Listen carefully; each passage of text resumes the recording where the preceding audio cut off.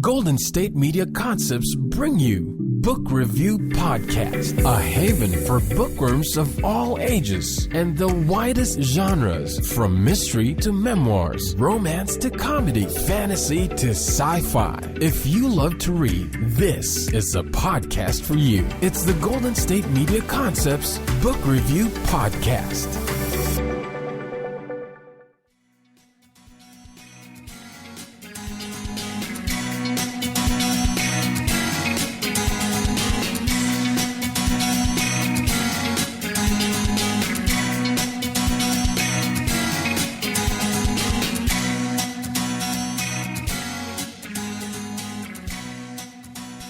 Hello and welcome to the GSMC Book Review Podcast, brought to you by the GSMC Podcast Network. I am your host, Sarah, and it is Friday, not Thursday. You probably know that, being, intelligent people who look at your calendar or your phone or whatever it is that tells you what day it is.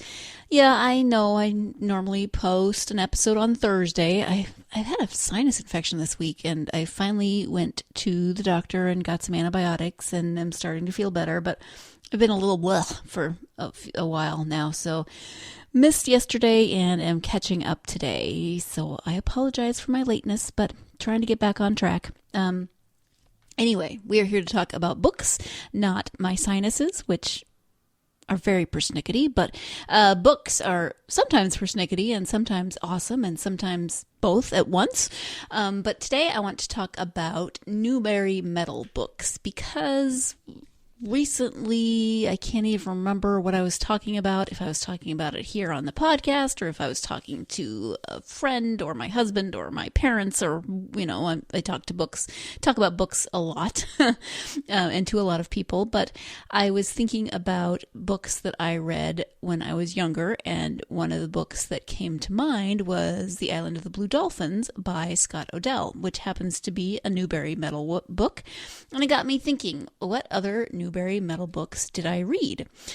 Before we go into the list of some of those books, I do want to tell you, in case for some reason you're not familiar with the Newberry metal, it was named for 18th century British bookseller John Newberry, and it is awarded annually by the Association for Library Service to Children, a division of the American Library Association, to the author of the most distinguished contribution to American literature for children.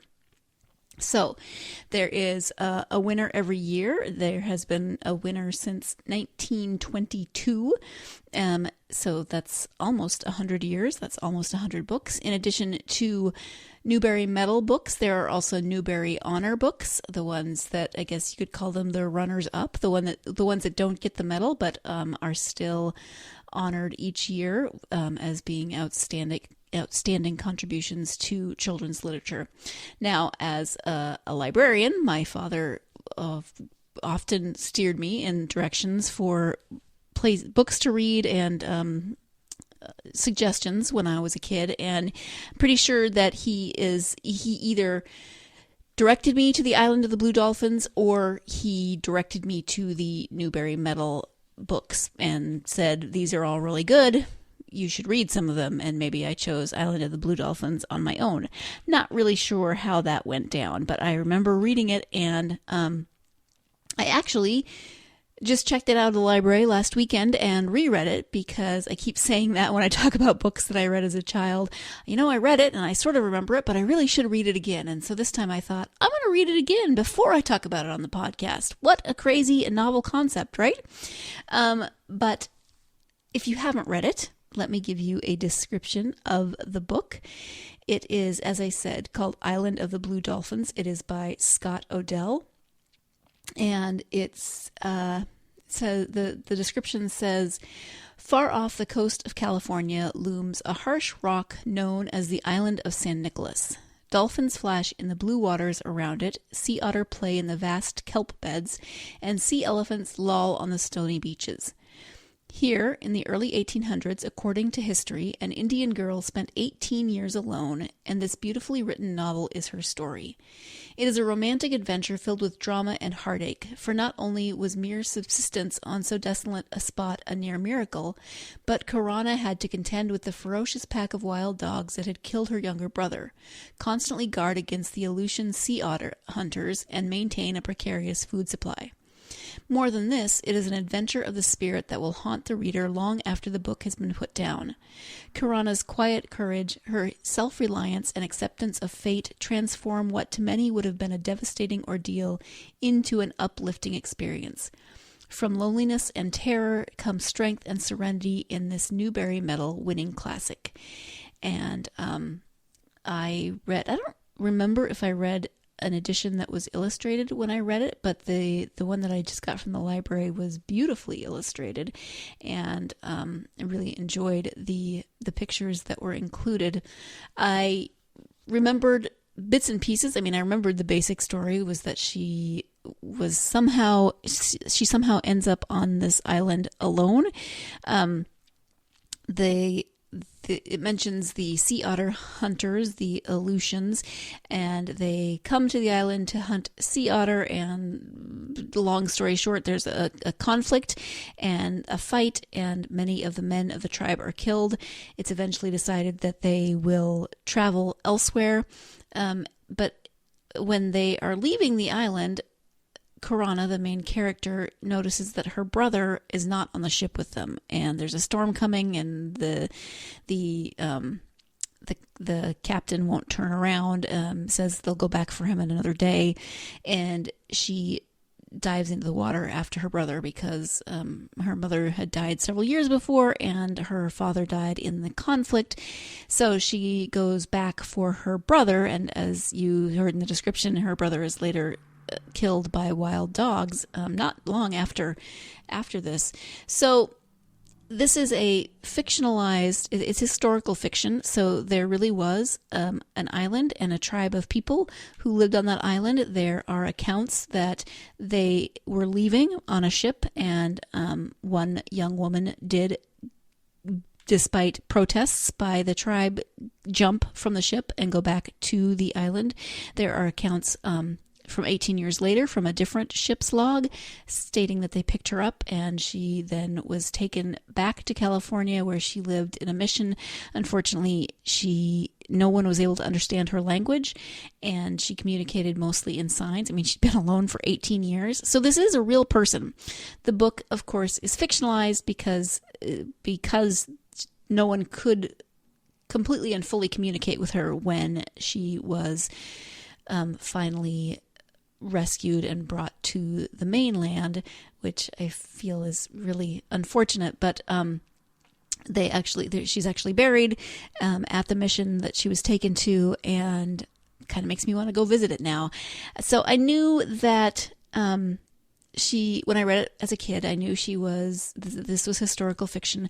I remember being completely drawn to this book because it's an adventure story, of course, and because it just seemed so amazing that this, whether it was fictionalized, whether it was fiction or historical fiction or what, the story to me was amazing because I couldn't imagine living completely alone for 18 years.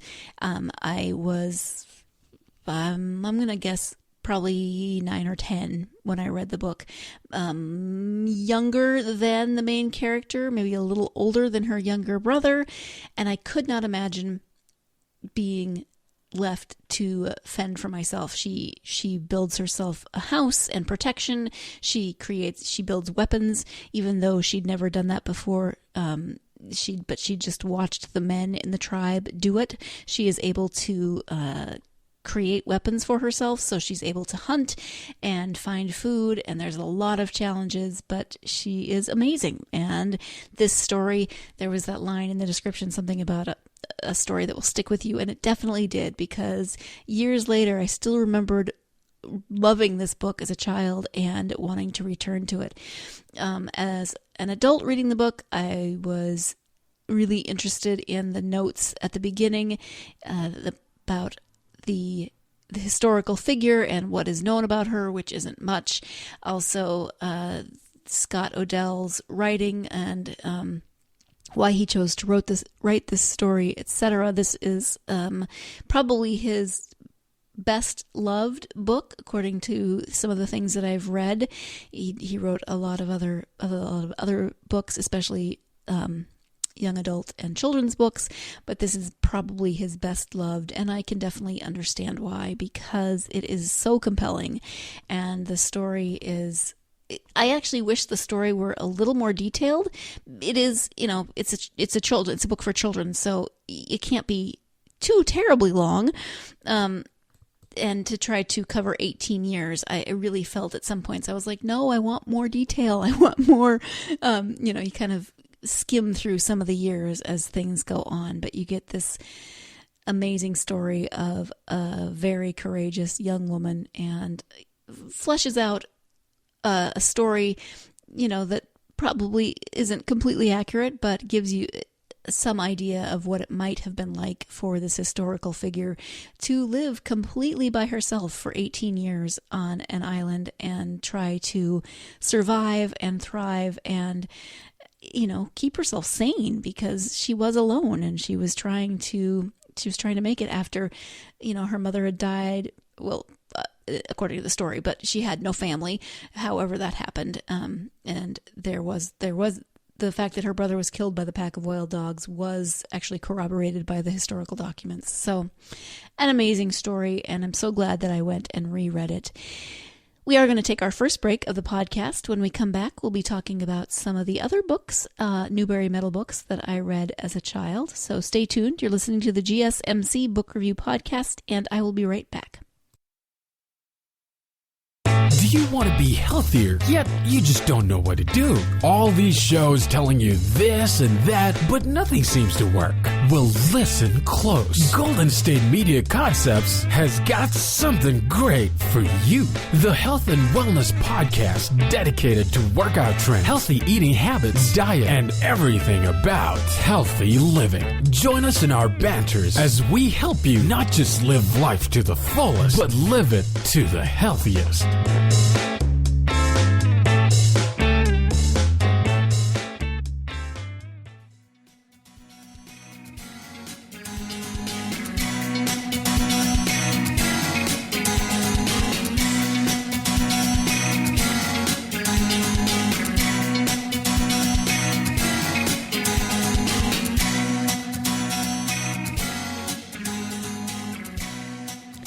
Welcome back to the GSMC Book Review Podcast. I'm speaking today about Newberry Metal books, and I was on the ALA website looking at the list of everything that has won since 1922, and I can definitely tell that I stopped reading Newberry books around the time of high school. So I stopped reading them after about junior high, and the only one that I recognize that from more recently is The Tale of Despero, being the story of a mouse, a princess, some soup, and a spool of thread by Kate DiCamillo. That was from 2004, and I haven't personally read that yet, but my parents listened to it on audiobook one year on a road trip and loved it. So I've at least heard of that one. I now have a goal to try to read as many of these as possible. Maybe not everything since 1922, but hey, maybe. We'll see how it goes. So I was looking through and trying to see which ones I've actually read. Hadn't read many from the first few years, or from the first few decades, I guess. I've heard of a few of them. I have read Johnny Tremain. That was 1944 by Esther Forbes. I have heard of Rabbit Hill by Robert Lawson. I think I might have tried to read that at one point, but I don't know if I finished it. So a few from the 40s. Then The Witch of Blackbird Pond. I think I read that one. That one's from 1959 by Elizabeth George Spear. Island of the Blue Dolphins, 1961 by Scott Odell. A Wrinkle in Time. Finally read that as an adult. You already know that story. That's 1963. Let's see. From the Mixed Up Files of Mrs. Basil E. Frankweiler by E.L. Konigsberg, 1968. Loved that. The High King by Lloyd Alexander, 1969. Summer of the Swans by Betsy Byers, 1971. Mrs. Frisbee and the Rats of Nim, 1972. Julie of the Wolves by Jean Craighead George, 1973. The Slave Dancer by Paula Fox, 1974. Oh, goodness. Let's see. Roll of Thunder, Hear My Cry, 1977. Bridge to Terabithia, 1978. Dear Mr. Henshaw, 1984. Sarah Plain and Tall, 1986. The Whipping Boy, 1987. And that is it. That's the last, 1987. I would have been in 7th grade, so apparently I stopped reading after 1987. Not stopped reading entirely, but so I was looking through this and reminiscing about books that I've read. I mentioned Mrs. Frisbee and the Rats of Nim on my recent Did I Ever Read Sci-Fi podcast. There are a bunch here that I know I read and sort of remember, but I think I'm going to have to go revisit a bunch of them. And in that spirit, I decided I've actually been thinking about rereading The High King by Lloyd Alexander anyway. That is the last of his Prydian series. And so I just, from the library today, they came in, got the first 2 in that series, which is The Book of Three and The Black Cauldron. Now, maybe you have read these already, or maybe you haven't. If you haven't and you're curious, you've also maybe seen the movie The Black Cauldron. Disney did a movie a while ago. I enjoyed the movie. I remember thinking as a kid, wow, that was different from the book. But what else is new, right? I always think that, but there were things that I definitely liked about it. It turns out that The High King, which is the last of the series, well, first off, let me say that I've told the story of judging the book A Wrinkle in Time by its cover. I'm pretty sure that I read these books, because my brother had them. They were his books, and I had definite big brother hero worship as a kid. So my brother read them and loved them, and so I decided that I need to read them. As I said, they are the Chronicles of Prydain, Prydain. Not sure if that is how it's pronounced exactly, but that's how I said it. And I know I read the first 2, the Book of Three and The Black Cauldron, but the last one, The High King, the one that is the Newberry Medal winner, had a cover that scared the snot out of me. The High King had a mask made of like a skull with antlers, and it scared me. And so I think it took me a long time to finish the series because, yeah, couldn't do it.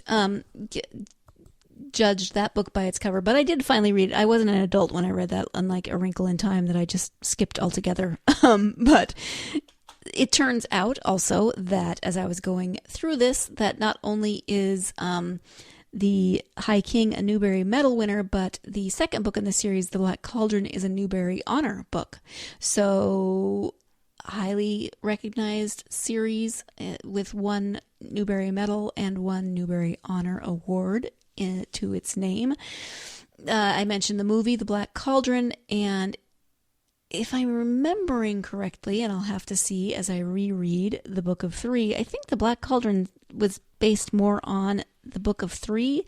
Maybe it's based on both of them, The Book of Three and The Black Cauldron, but the movie itself is called The Black Cauldron, and I'll have to get back to you at a later date because I just started rereading this book. So let me go ahead and give you the description of this book. I'll be reading the description of The Book of Three rather than The High King, even though I know this says Newbery Medal books, but it makes more sense for me to give you the first book in the series rather than the 5th book in the series, and if you have not read them. Anywho. Since The Book of Three was first published in 1964, young readers have been enthralled by the adventure of Taran, the assistant pig keeper, and his quest to become a hero. Taran is joined by an engaging cast of characters that includes Elanwi, the strong-willed and sharp-tongued princess, Fluter Flam, the hyperbole-prone Bard, the ever-faithful Gurgi, and the curmudgeonly Dolly, all of whom have become involved in an epic struggle between good and evil that shapes the fate of the legendary land of Predain. Released over a period of 5 years, Lloyd Alexander's beautifully written tales not only captured children's imaginations, but also garnered the highest critical praise. It goes on to say, The Black Cauldron was a Newberry honor book, and the final volume in the series, The High King, crowned the series by winning the Newberry Medal for the most distinguished contribution to American literature for children. So, this definitely got me interested in fantasy, definitely led to my, I don't know if I read a lot of fantasy or this type of books before this. Don't remember how that timeline might have played out, but it's, you know, it's got your typical kind of hero's journey. There's some very familiar, if you're a fantasy reader, but you haven't read these, you're going to recognize a lot of the elements. You probably already did. I mean, Taran, the main character, is an assistant pig keeper. First off, the fact that he's an assistant pig keeper always made me laugh as a kid. He's not even a regular pig keeper. He's only an assistant pig keeper. So he's kind of your typical average, normal, not very skilled person who gets drawn into this adventure and has to find skills that he maybe never realized that he had and find courage that he didn't know he had. And as he goes through this adventure, he is joined by a colorful cast of characters who have various foibles and various gifts and skills, and who are able to help him do this battle. And of course, there's always the battle between good and evil, which is always one of my favorite themes in fantasy books, when there's something that the hero has to fight. So enjoyed this book as a series, as a child, very much looking forward to reading it again as an adult. And then I may have to rewatch the movie, although I'm so far behind on not only my to be read list, but also my to be watched movie list. I haven't seen a new movie in what feels like ages, so I don't know if I should take the time to rewatch. Maybe I'll wait till I go home. My nieces love this movie, and go home to my parents. My nieces love this movie, and will definitely watch it with me, so it'll give me an excuse to rewatch the movie, but also hang out with my nieces. Win-win, in my opinion. At any rate, that is the second Newberry Medal book for this podcast. We're going to take our second break of the podcast, and when we come back, we'll be wrapping this episode up. So stay tuned. You're listening to the GSMC Book Review Podcast, and I will be right back. Tired of searching the vast jungle of podcasts? Now listen close and hear this out. There's a podcast network that covers just about everything that you've been searching. Hey! The Golden State Media Concepts Podcast Network is here. Nothing less than a podcast bliss with endless hours of podcast coverage. From news, sports, music, fashion, cooking, entertainment, fantasy, football, and so much more. So stop lurking around and go straight out to the Golden State Media Concepts Podcast Network. Guaranteed to fill that podcast itch. Whatever it may be. Visit us at www.gsmcpodcast.com. Follow us on Facebook and Twitter, and download us on iTunes, SoundCloud, and Google Play.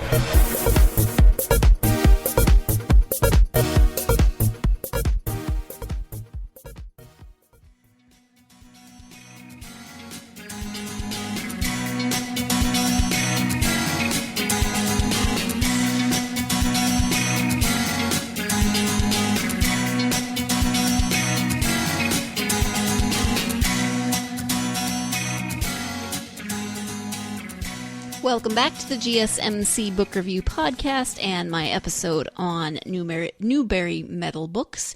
I was going through the list of not only the medal books, but also the honor books, and someone asked me what I was doing, and so I said, well, I'm going through this list, and they were curious, but also when they found out that I was going through a website, an American Library Association website, and that this was not my first website that I had gone through in order to just first do a podcast, but I would have done it anyway out of curiosity and interest. They were like, yeah, you're a nerd. And I was like, I'm a book nerd. Yes, thank you very much for pointing that out. So yes, I do spend time on the American Library Association website, but I spend time on a lot of websites. Can't help it. At any rate, I looked, going backwards from 1987 when I apparently stopped reading Newberry books, to see if I had read many of the Newberry honor books. I have read a few. I was happy to see some of the Ramona books, Beverly Cleary's Ramona books, 2 of those on the honor list, which I did a podcast on Ramona at one point and loved those books.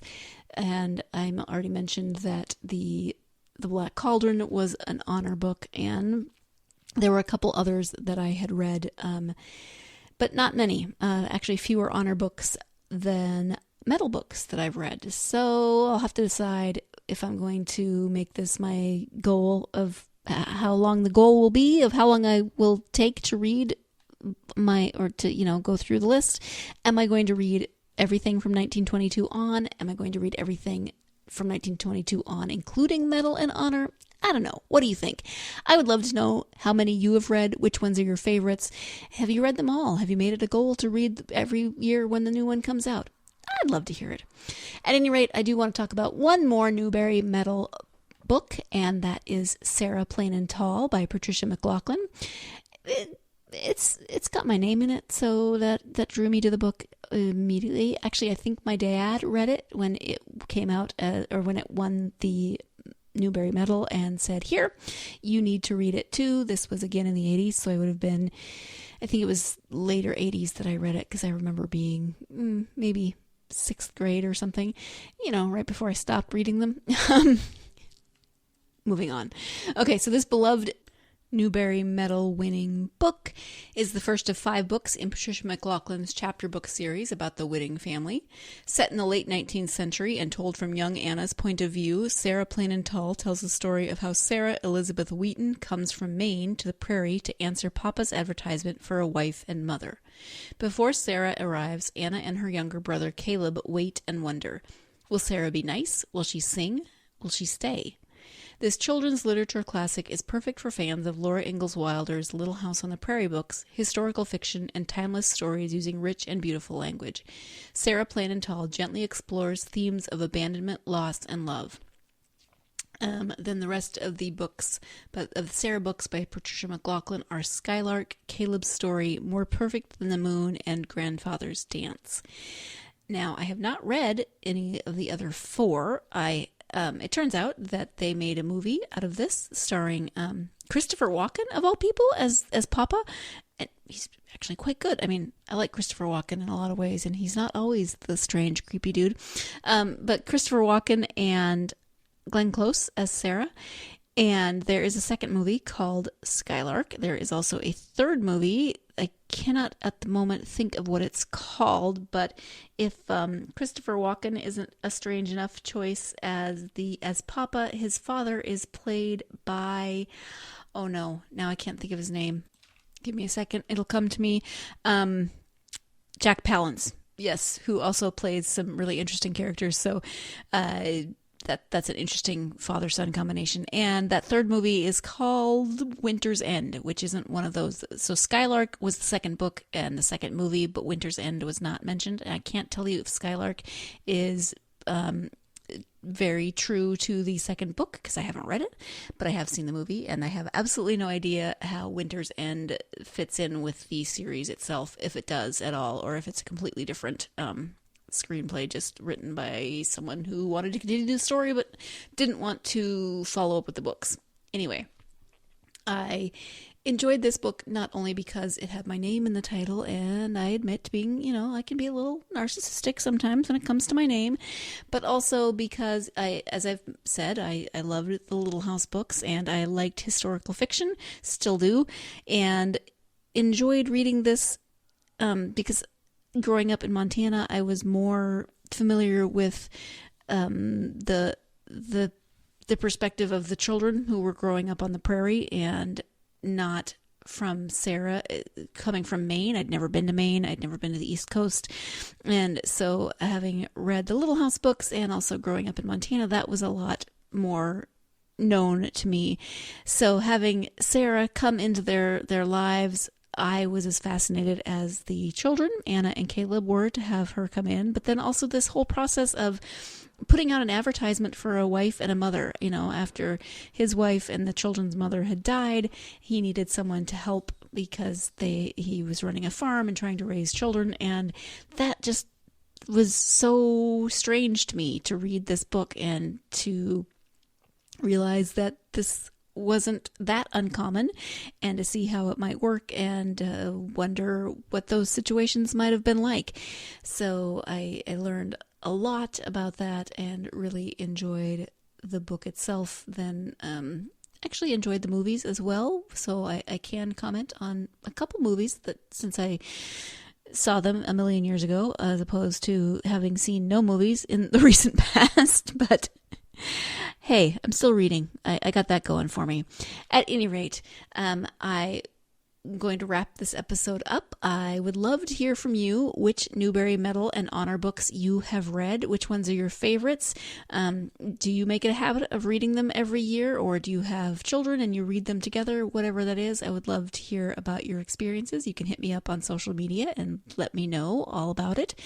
I would like to thank you for joining me and invite you to join me for Tuesday's episode. I have actually a young author joining me. He is 17, Trayvon Toussaint, and we're going to be talking about his new young adult sci-fi book called Disconnected. So join me for that interview on Tuesday. In the meantime, have a great weekend and go out and get yourself lost in a good book. Thanks.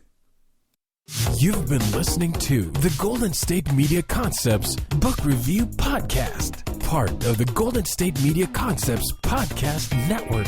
You can find this show and others like it at www.gsmcpodcast.com. Download our podcast on iTunes, Stitcher, SoundCloud, and Google Play. Just type in GSMC to find all the shows from the Golden State Media Concepts Podcast Network, from movies to music, from sports to entertainment, and even weird news. You can also follow us on Twitter and on Facebook. Thank you, and we hope you have enjoyed today's program.